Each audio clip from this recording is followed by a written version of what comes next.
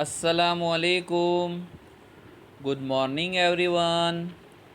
Welcome to Anglo Urdu High School English Medium, Standard 9. Your favorite subject, computer.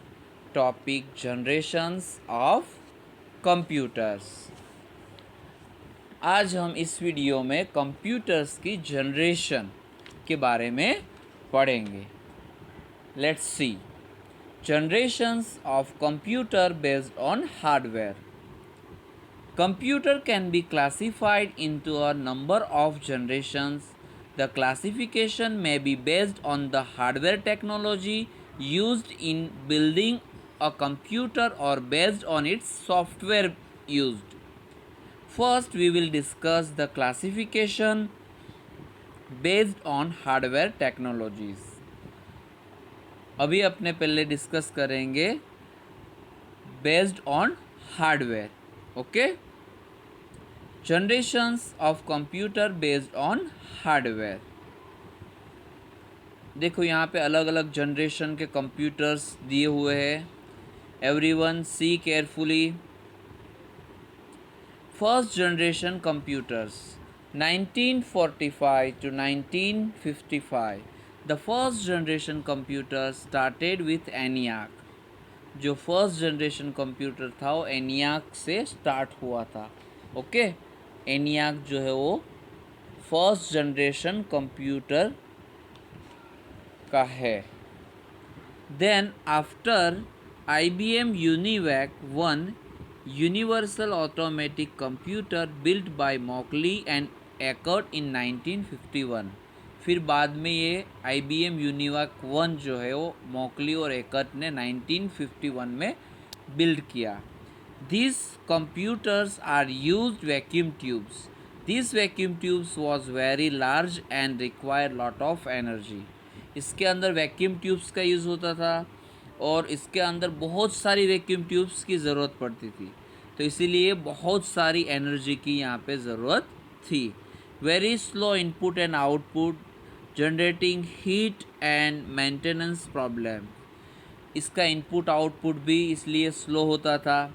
फिर वो बहुत सारी heat generate करती थी और उसमें फिर मेंटेनेंस प्रॉब्लम्स भी होते थे. Vacuum tubes are needed to replaced often.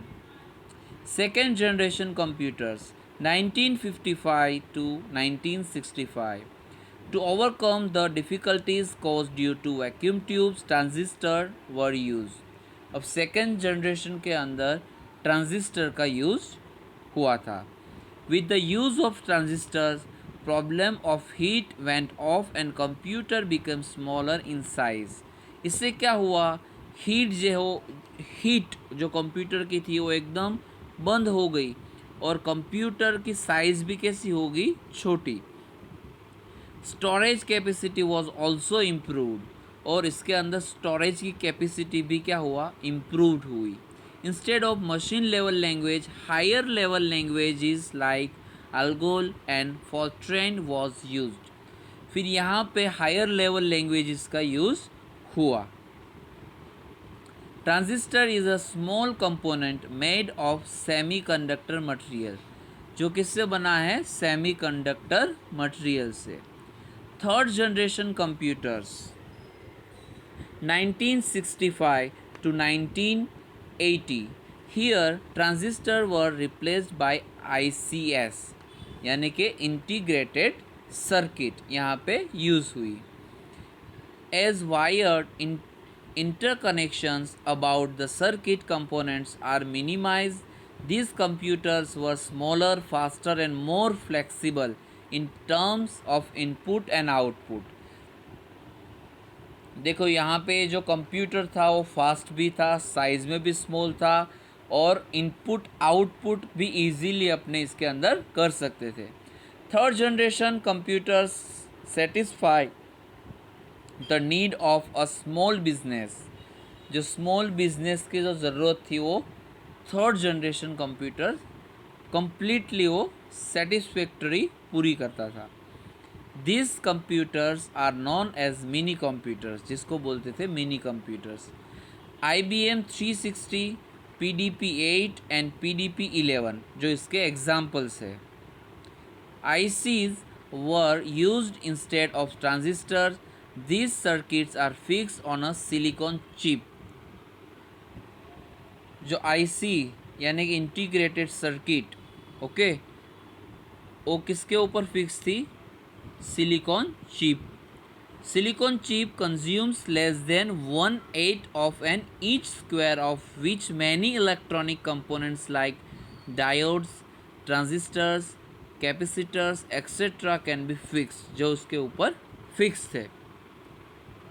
Third generation computer PDP-11 जो यहाँ पे इमेज में दिया हुआ है। IC integrated circuit were used in the third generation computers. Fourth generation computers 1980 to 1989,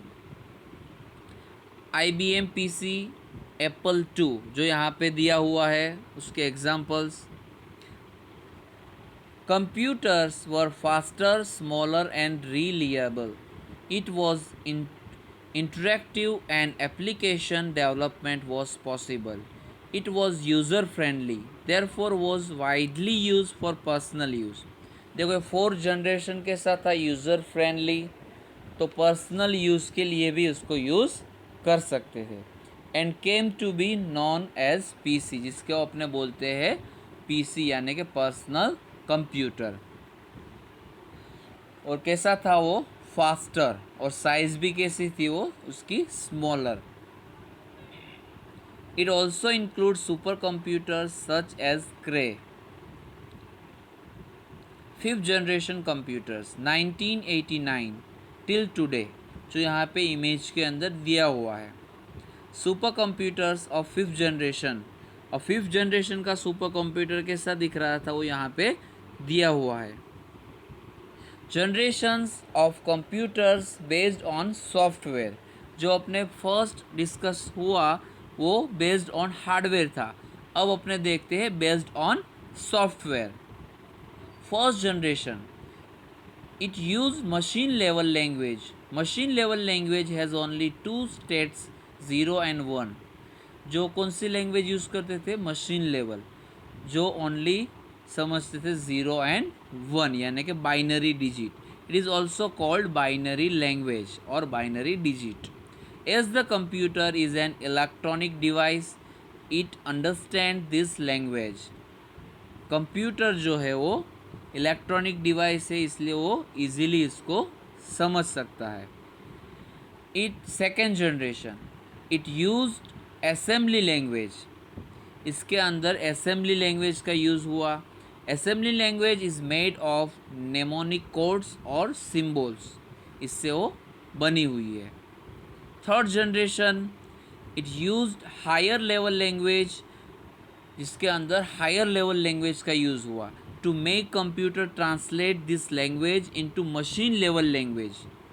तो ये क्या करता था? ट्रांसलेट करने का, कि वो मशीन लेवल लैंग्वेज के अंदर ट्रांसलेट कैसे करना है, जिसको बोलते हैं ट्रांसलेटर, या तो कंपाइलर और इंटरप्रीटर वॉज यूज्ड, इसका इसके अंदर यूज़ हुआ था। For example C language, COBOL and Java उसके एग्जाम्पल्स है।